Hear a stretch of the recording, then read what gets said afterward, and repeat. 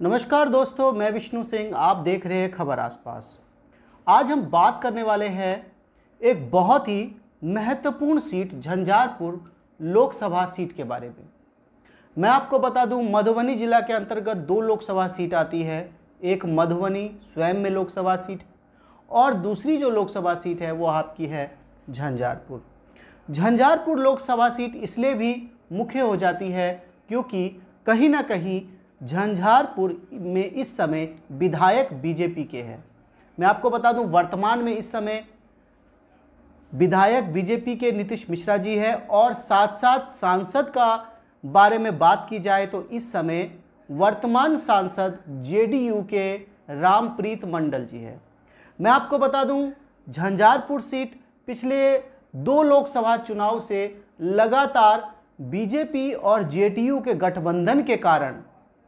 पहले 2015 में वीरेंद्र चौधरी जीते और 2019 में रामप्रीत मंडल को जीत का सेहरा पहनाया गया। मैं आपको बता दूं, झंझारपुर लोकसभा सीट सदा से ही पिछड़ों अति पिछड़ों की सीट रही है। विधायक सीट में हालांकि झंझारपुर में कुछ अग्रणी ने फर्क डाल सकता है, लेकिन झंझारपुर लोकसभा सीट सदा से ही पिछड़े अति पिछड़ों का के साथ रही है। फिर चाहे वो देवेंद्र प्रसाद यादव लोकसभा में रहे हो या उसके बाद वीरेंद्र चौधरी हो या उसके बाद आरपी मंडल वर्तमान हो, लेकिन मामला इस बार बहुत ही ज़्यादा रोचक और रोमांचक होने वाला है। शायद इसीलिए हम इस वीडियो को लाए हैं और 2024 के लोकसभा चुनाव से पहले आपको आंकड़ा समझाना चाहते हैं कि आखिर यहाँ पर स्थिति क्या है। तो सबसे पहले मैं आपको बता दूं, वर्तमान में इस समय ये जेडीयू के सांसद है रामप्रीत मंडल, जो पहली बार चुनाव लड़े थे और पहली बार में ही चुनाव जीत गए थे क्योंकि जेडीयू और बीजेपी का गठबंधन था। इससे पूर्व वीरेंद्र चौधरी ने चुनाव लड़ा और वो भी पहली बार में जीत गए क्योंकि उस समय भी जेडीयू और बीजेपी का गठबंधन था। परंतु इस बार मामला थोड़ा उलट है क्योंकि बीजेपी स्वयं चुनाव लड़ेगी, अलग से चुनाव लड़ेगी और साथ साथ जो उनके विरोधी है इस बार स्वयं खुद नीतीश कुमार यानी कि बिहार के सीएम खुद उनके विरोध में है। यानी कि बिहार के सीएम और पूर्व सीएम के बेटे लालू प्रसाद यादव के बेटे तेजस्वी यादव दोनों मिलकर गठबंधन या महागठबंधन का जो उन्होंने निर्माण किया है उसके तहत इस बार बहुत ही रोमांचक होने वाला है कि ये सीट किसे मिलेगी। अब मैं आपको बता दूं, जो इसमें रोमांचक बात आ रही है उसमें पूर्व 2 विधायक के नाम आ रहे हैं। सबसे पहले तो मैं आपको बता दूं, बीजेपी से नीतीश मिश्रा अपनी पूरी कोशिश कर रहे हैं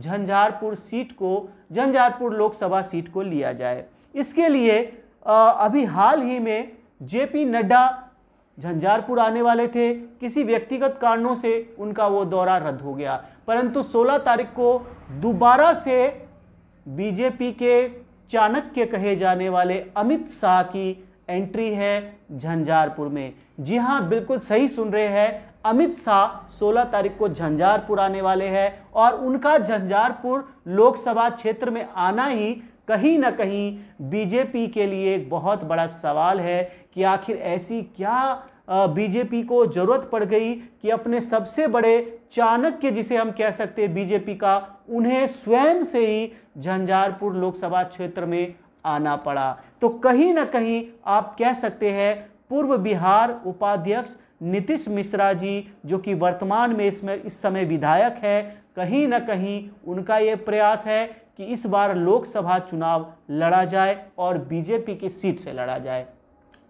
अब इसमें एक पूर्व विधायक का नाम भी लिया जा रहा है जो कि बहुत ज़्यादा महत्वपूर्ण हो सकता है झंझारपुर के लिए। उनका नाम है गुलाब यादव जी। बिल्कुल आप सही सुन रहे हैं, हम इस समय बात कर रहे हैं राजद के पूर्व विधायक गुलाब यादव जी की। गुलाब यादव जो कि राजद के पूर्व विधायक रहे हैं और एक समय कहा जाता है जिस समय मोदी की लहर पूरे देश में थी उस समय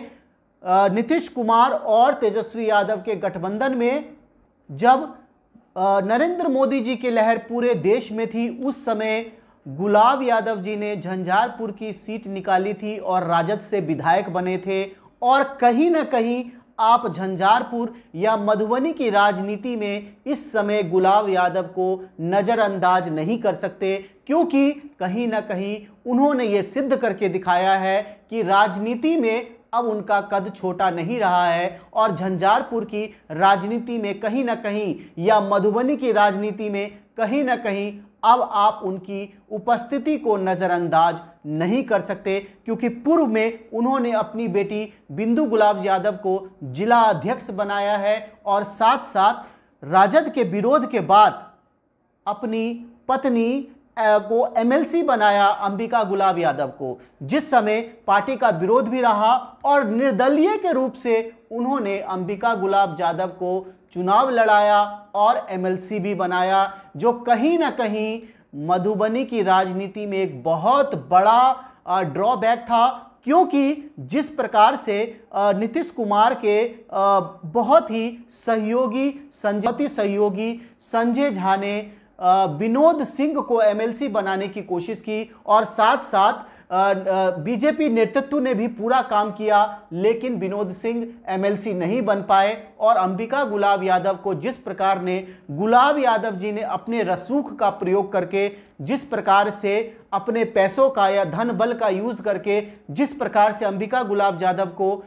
एमएलसी जिताया, कहीं ना कहीं उनकी दावेदारी भी मधुबनी में एक बहुत मजबूत रूप ले रही है। और फिर उनके लगातार आने वाले बयान कि वह चाहे निर्दलीय से लड़े या चाहे कोई भी पार्टी उन्हें सीट दे, उन्हें कोई भी दिक्कत नहीं है, वो किसी भी पार्टी की सीट पर और निर्दलीय भी चुनाव लड़ सकते हैं। तो ये चीज़ कहीं ना कहीं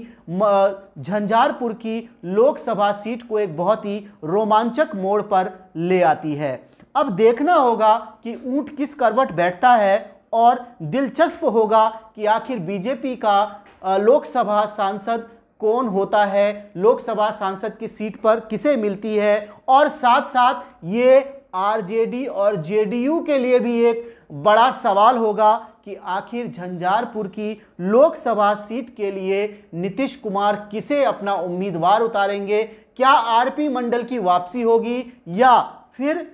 वीरेंद्र चौधरी को दोबारा से उतारा जाएगा, या फिर